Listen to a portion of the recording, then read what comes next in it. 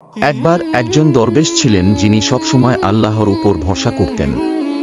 একদিন তার কাছে একজন লোক এসে বলল, আপনি সবসময় বলেন ধৈর্য ধরতে হবে, কিন্তু ধৈর্যের ফল কি? দরবেশ কিছু বলেননি। তিনি মাটি খুঁড়ে একটি ছোট গর্ত তৈরি করলেন এবং সেখানে একটি আমের বীজ পুঁতে দিলেন। এরপর তিনি লোকটিকে বললেন, এখন অপেক্ষা করো। লোকটি বলল, এত সময় লাগবে? আমি তো ফল দেখতে চাই এখনই।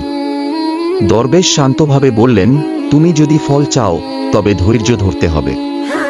আম বাগান একদিনেই হয় না। কিছু বছর পরে লোকটি সেই দরবেশের কাছে ফিরে আসে। এবার তিনি একটি পূর্ণবয়স্ক আম গাছের নিচে বসেছিলেন। গাছটি ফল দিয়েছে। দরবেশ তাকে একটি পাকা আম দিলেন এবং বললেন, দেখো ধৈর্যের ফল কেমন মিষ্টি হয়। গল্পের শিক্ষা: ধৈর্য আল্লাহর কাছে সবচেয়ে প্রিয় একটি গুণ। যারা ধৈর্য ধরে তাদের জন্য সব সময় ভালো কিছু অপেক্ষা করে।